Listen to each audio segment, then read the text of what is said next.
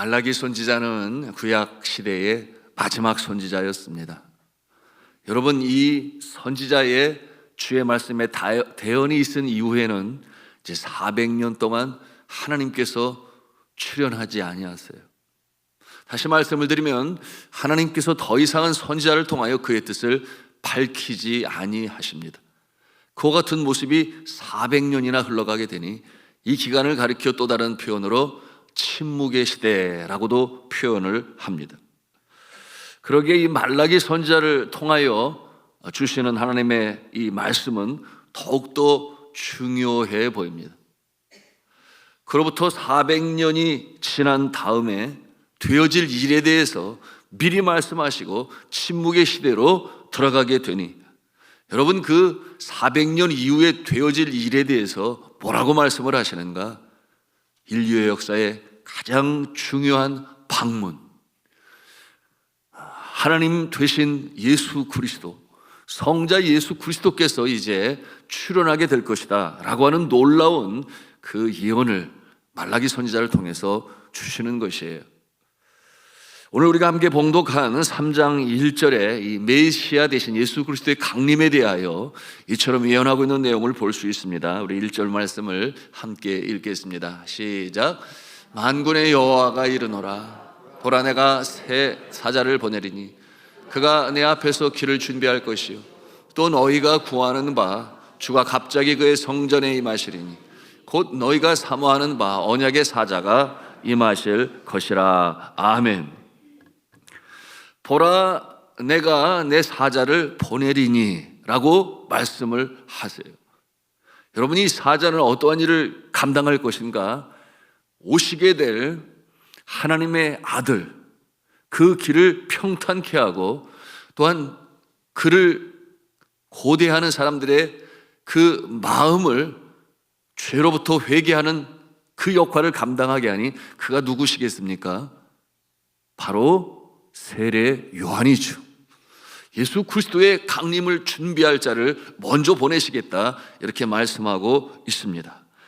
백성들이 사모하는 언약의 사자가 이어 강림하게 될 것이니 그는 바로 이 신약 시대의 선지자인 세례 요한, 뒤이어 이 땅에 강림하실 예수 그리스도를 이렇게 400년 전에 말라기 선지자를 통하여 예언하시는 것입니다. 자, 성경은 이와 같이 한치의 착오도 없이 하나님께서 이 세상 역사의 주관자가 되심을 우리에게 보여주고 계십니다.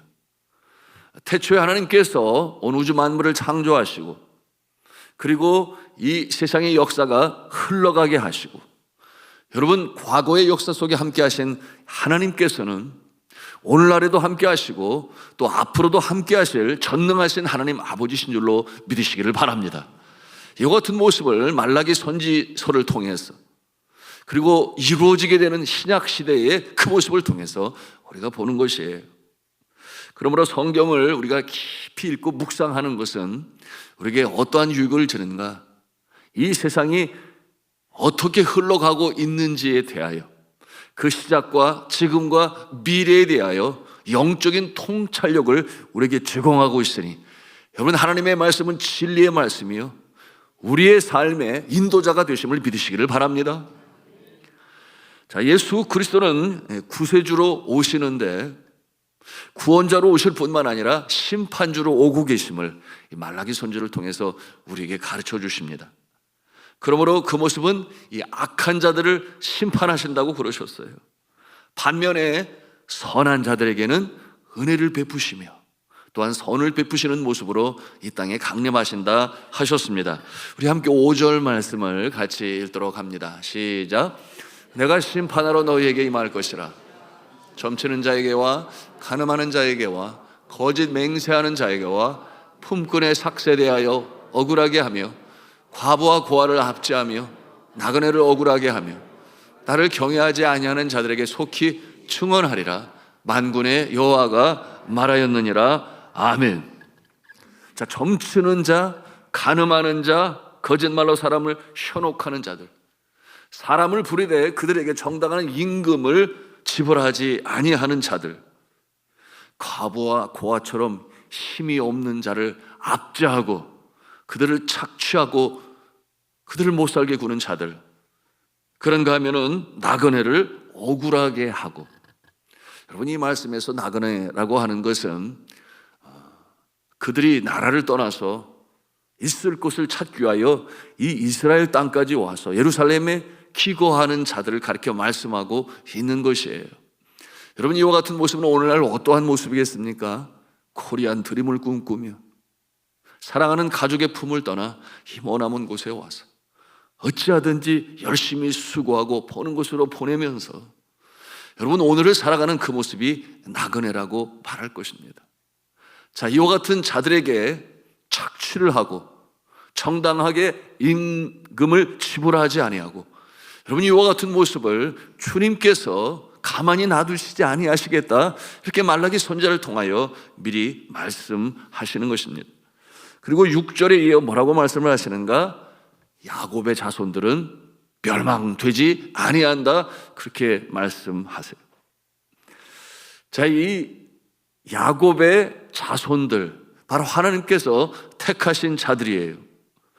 이와 같은 모습은 성경에서도 계속해서 나타나고 있으니 이들을 가리켜 소위 남은 자라고 그래요. 남은 자, The remnant라는 신학적 용어를 사용하는데요, 어려운 상황 가운데서도 이 세상의 풍조에 휩쓸리지 아니하고 하나님께서 어떠한 모습을 기뻐하시는지를 깨달아 알고 지켜 행하는 자들, 반드시 이 세상 풍조와 풍파, 썩어져가는 세상 속에도 그와 같은 모습이 있을 것이다. 그들을 하나님께서 지켜보아하시니 장차 메시아가 강림하실 때 그들은 구원을 받고 높임을 받게 될 것이다 하는 내용으로 예언하는 것입니다. 저는 간절히 기도합니다. 이 말세 지말에 세상에 소망이 보이지 않는, 그러므로 기근이 그치지 아니하고 전쟁이 그치지 아니하고 이 흉흉한 세상 속에서 남은 자의 모습으로 서시는 산돌의 성도님들이 되시기를 주님의 이름으로 축복합니다. 7절부터는 하나님의 것을 도적질하는 이 죄상에 대해서 언급하십니다. 그들에 대하여 심판하시겠다. 하나님께서 그들을 떠나시는 이유와 그들이 다시금 돌이킴을 받게 될 소망에 대해서 말씀하고 계세요. 여러분, 열조들에게 율법으로 주셨고, 그리고 이 남은 자들은 그것을 신실하게 지켜 행하였지만, 그러나 그러지 않은 자들이 있었어요. 그들에 대하여 책망하십니다. 그들은 하나님을 떠났다라고 표현을 해요. 그런데 또한 하나님께서는 이 선지자를 통하여 주시는 말씀이 있으니 회개하고 돌이켜 행하면 이라고 하는 전제 조건 속에서 오늘도 경고의 나팔을 부시는 것입니다. 자, 그것은 무엇인가? 내게로 돌아오라, 그렇게 말씀하시는데요, 7절 하반절에 보니까 이 하나님에 대하여 오히려 이해하지 못하고 대꾸하는 모습이 나타나는데요, 우리가 어떻게 하여야 돌아가리까? 우리가 어떻게 하여야 다시금 주님께도 돌아가리까? 이렇게 반문하고 있어요. 자, 이에 대해 하나님께서 뭐라고 또 답을 하시는가? 8절과 9절에 그 모습으로 말씀하십니다. 우리 한번 그 말씀을 함께 읽도록 하겠습니다. 시작. 사람이 어찌 하나님의 것을 도둑질하겠느냐? 그러나 너희는 나의 것을 도둑질하고도 말하기를 우리가 어떻게 주의 것을 도둑질하였나이까 하는도다. 이는 곧 11조와 봉헌물이라. 너희 곧 온 나라가 나의 것을 도둑질하였으므로 너희가 저주를 받았느니라. 아멘. 하나님께 마땅히 드려야 할 것, 그것을 11조라고 표현을 하였고, 또한 봉헌물이라 그렇게 표현을 하였어요. 여러분, 하나님께서 이와 같은 것을 바라는 것은 하나님이 가난하셔서 쓰실 것이 없으셔서 그런 거 아니지 않겠습니까? 온 우주 천한 만물을 창조하신 하나님은 광대하시고 무변하시고 풍요로우시고 지금도 공급하시는 하나님 되세요. 그럼에도 불구하고 그와 같은 이 드림을 받기를 바라시는 것은 그들의 심령 가운데 무엇을 심고자 하시는가? 만복의 근원이 하나님 아버지시다. 축복의 근원이 하나님 아버지시다.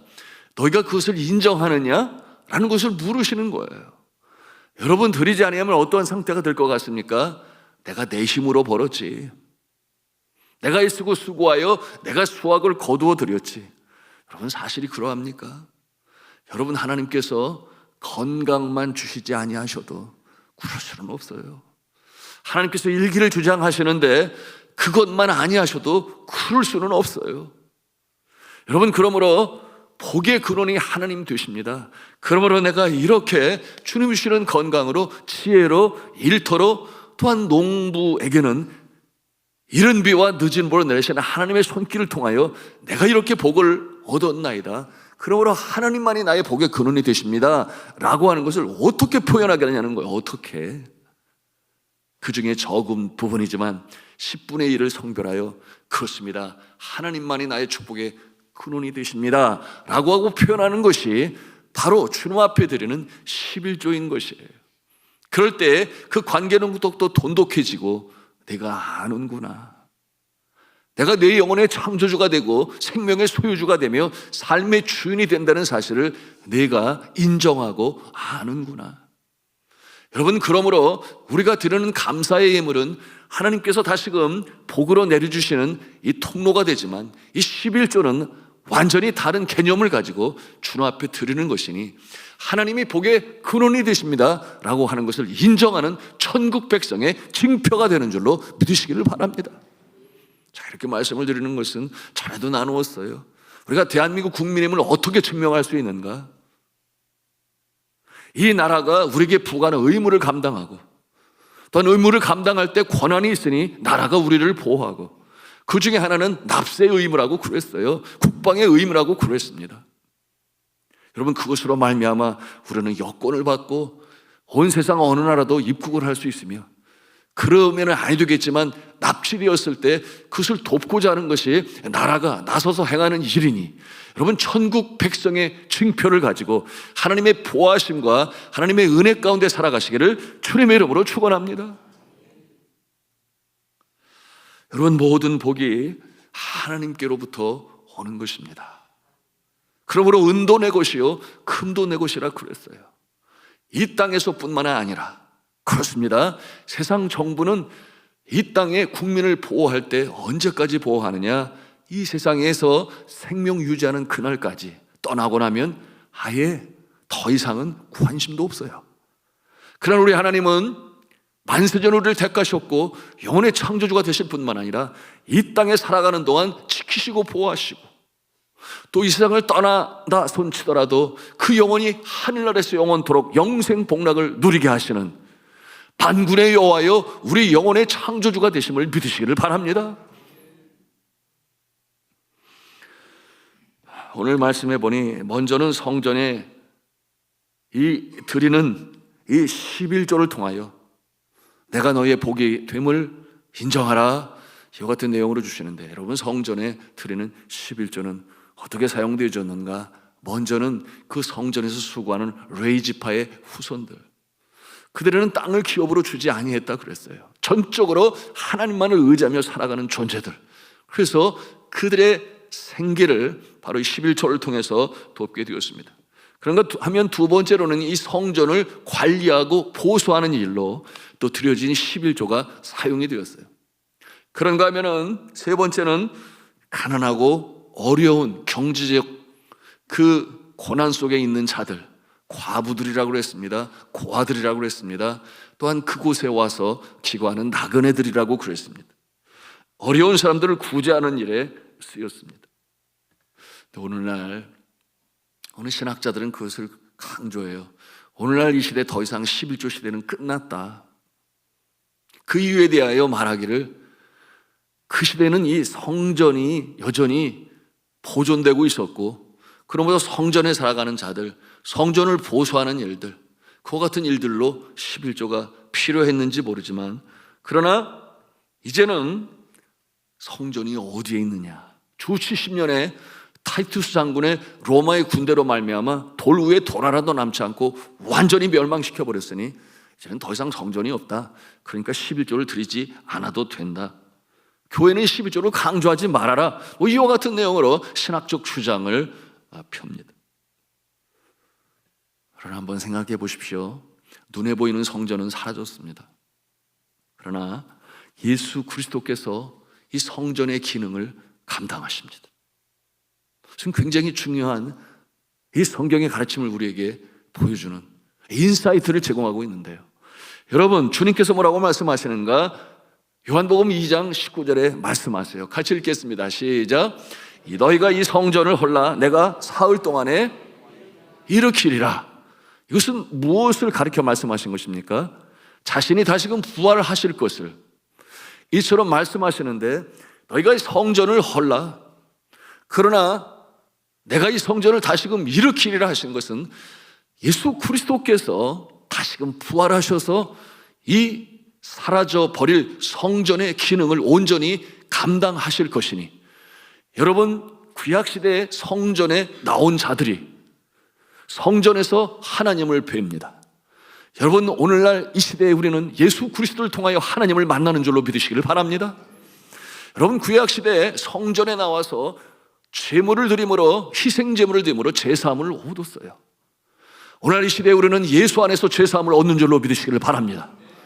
여러분, 구약시대에는 성전에 나갈 때 이 희생제물을 드림으로 말미암아, 그러므로 하나님과 우리 사이에 막힌 죄담을 하셨는데, 예수 그리스도께서 친히 제물 되셔서 하나님과 우리 사이에 막힌 죄담을 하셨는 줄로 믿으시기를 바랍니다. 또한 성전에 나올 때 제사장이 기도를 해요. 어렵고 힘든 자들, 하늘의 평강이 그 심령 가운데 임할 수 있도록 보호하는 마음으로, 사랑하는 마음으로, 긍휼히 여기는 마음으로 그들의 평강을 기원했습니다. 여러분, 오늘날 이 시대에 오직 예수 그리스도의 영, 여러분, 주의 영이 우리의 심령 가운데 역사하실 때 어둠의 세력이 떠나가고 물러가고 우리 심령 가운데 평강이 임하는 줄로 믿습니다. 그러므로 이 성전의 기능이 사라졌느냐? 아니요. 예수 그리스도로 말미암아 이 성전의 기능이 유지되고 있으니, 이 성전은 오늘날 교회로 말할 수 있으니, 왜 그렇겠어요? 주님께서 피로 값주고 사신 주님의 몸, 그것이 바로 교회인 것입니다. 그럼 우리 예수님은 머리가 되시고 우리는 지체가 돼요. 산돌이신 예수께 나와 우리는 산돌같이 계속해서 하나님의 집을 지어나가는 존재가 됨을 믿으시기를 바랍니다. 여러분, 이 성전의 기능을 통하여, 예수님의 이 성전의 회복을 통하여 어떤 일이 벌어집니까?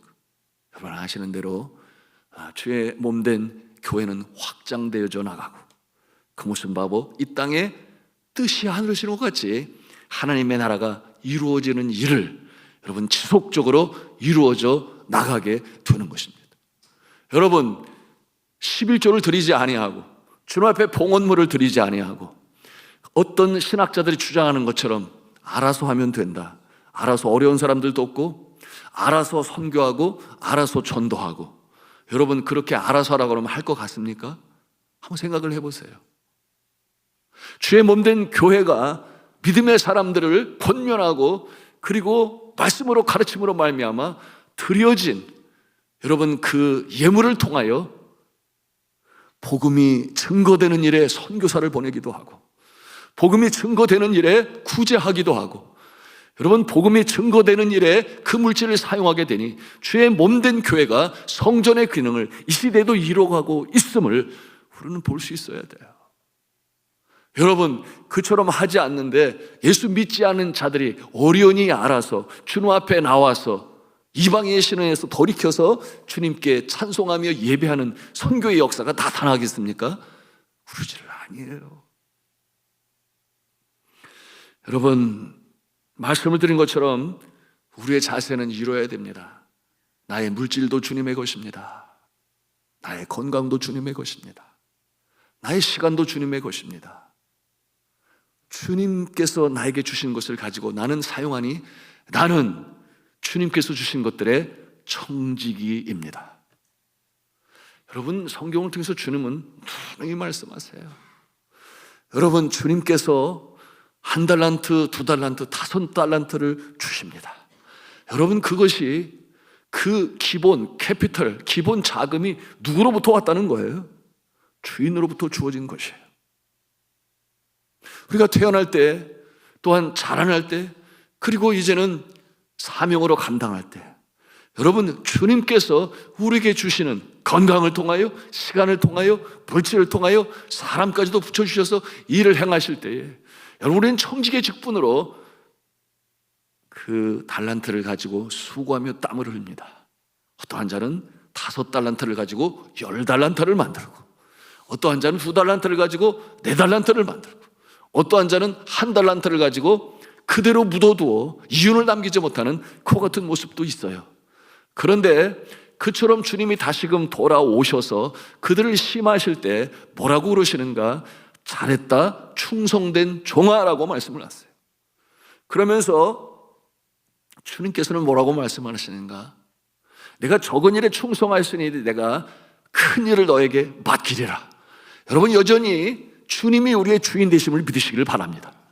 그런데 그가 또 뭐라고 말씀하시는가 하면, 내가 이제는 주인의 잔치에 참여할지어다. 누구의 잔치라고 그랬어요? 주인의 잔치. 여러분, 우리는 이 땅에 100년 남짓한 인생을 살아가지만, 그러나 주님께서 주신 생명을 가지고 이 땅을 살아가요. 주님의 마음을 기쁘시게 하고 주님께서 원하시는 바를 이뤄나가는 일에 우리의 시간과 우리의 물질과 우리의 건강과 우리에게 주시는 은사를 10분 발휘하여 살아가는 것이니, 여러분, 이와 같은 모습이 바로 주를 기쁘시게 하며 오늘 시대에 성전으로 계신 예수 그리스도, 그리고 그 일을 이루어가며 확장돼가는 일에 쓰임받는 우리의 모습인 줄로 믿으시기를 바랍니다. 이와 같은 확신이 있을 때에 우리는 말라오기와 더불어 소망하는 주님의 나라를 이 땅에 이루어갈 수가 있는 것이에요. 자, 이와 같은 마음을 갖고 살아갈 때 하나님께서 주시는 약속이 있는데, 이 내용이 이제 10절에 우리에게 주시는 내용이에요. 우리 같이 읽도록 하겠습니다. 시작. 만군의 여호와가 이르노라, 너희의 온전한 11조를 창고에 들여 나의 집에 양식이 있게 하고 그것으로 나를 시험하여 내가 하늘 문을 열고 너에게 복을 쌓을 것이 없도록 붓지 아니하나 보라. 아멘입니다. 그런데 붓지 아니하나 보라, 이렇게 말씀하시는 것은 부으신다는 거예요. 안 부으신다는 거예요. 부으신다는 것으로 이렇게 역설적으로 표현을 하고 계시는 것입니다. 내가 하늘 문을 열고 너에게 복을 쌓을 곳이 없도록 붓지 아니하나 보라. 여러분, 여기서 하늘 문을 여신다고 하는 것은 어떠한 뜻을 가지고 있는가?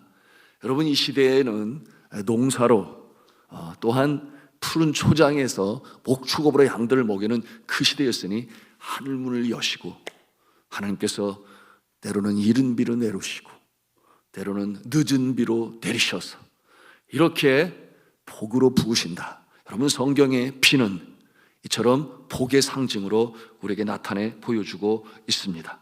그러므로 이처럼 이른 비와 늦은 비를 내리셔서 복으로 내려주시겠다, 이렇게 분명한 약속으로 그들에게 주시는 것입니다.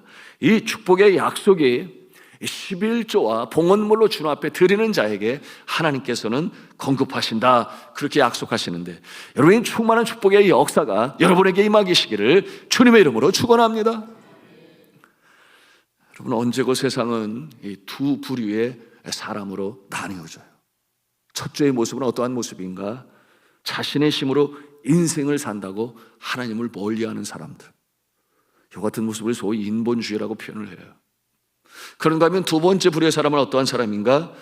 하나님의 만물과 나의 생명의 주님이 되시니, 하나님은 만물과 나의 생명의 주인이 되시니 그를 경외하며 살고자 하는 사람들, 이렇게 두 부류의 모습으로 우리가 나눌 수 있습니다.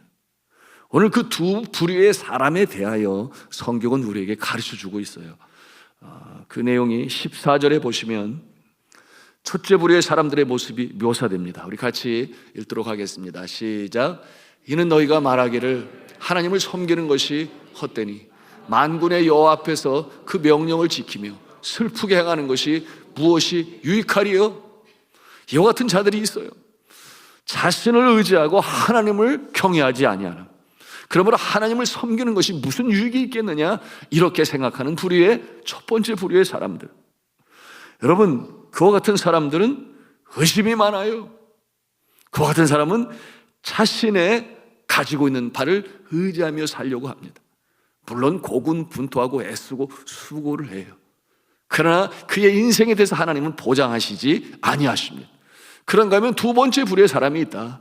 여러분, 이와 같은 모습은 오늘 16절에 기록이 되어 있는데요, 같이 읽도록 하겠습니다. 시작. 그때에 여호와를 경외하는 자들이 피차에 말하며 여호와께서 그것을 분명히 들으시고 여호와를 경외하는 자와 그 이름을 존중히 여기는 자를 위하여 여호와 앞에 있는 기념책에 기록하셨느니라. 아멘. 저러분, 여호와를 경외하고 복의 근원이 되며 그러게 순종하는 자를 어디에 기록하였다고 그랬어요? 여호와의 앞에 있는 기념책에 그 이름을 기록하였다, 이렇게 분명히 말씀하고 있습니다. 여러분은 하나님의 생명의 책에 그 이름이 기록되었는 줄로 믿습니까? 이와 같은 모습으로 살아가는 자는 이처럼 주님께서 우리에게 주신 그 약속의 말씀을 지켜 행함으로 말미암아 복 있는 인생이 되는 것이니 이 땅에서 형통하며 저 하늘나라에서 영생 복락의 모습으로 살아가게 하시는 것입니다.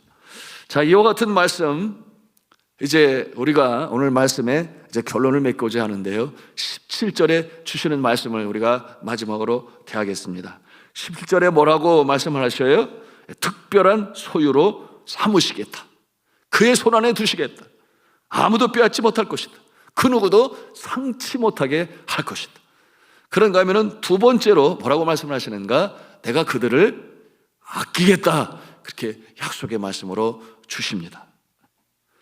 여러분, 사람들이 자기의 자녀들을 아끼듯이 하나님께서는 그렇게 아끼시겠다 그랬어요.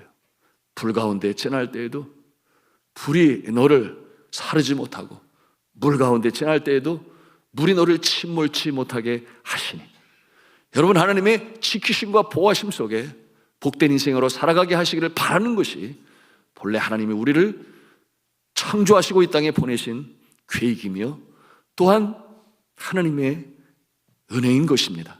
여러분, 이번 말라기 선지서를 통해서 하나님의 놀라우신 계획, 나의 영혼을 창조하시고 이 땅에 생명으로 보내시고 오늘도 살아가게 하시는 주님께서는 부르셔서 사명으로 주실 때에 부르실 뿐만 아니라 그 사명도 이루게 하시는 파카드의 인생으로 하나님 우리를 사용하시고 하나님의 역사를 이루어 가신다. 믿으시면 아멘 하십시다. 오늘 이 새벽에도 기도할 때 이 확신을 가지고 주님 앞에 찬송하며 기도하심으로 하나님의 놀라운 역사를 체험하시는 저와 여러분 다 되시기를 주님의 이름으로 축원합니다.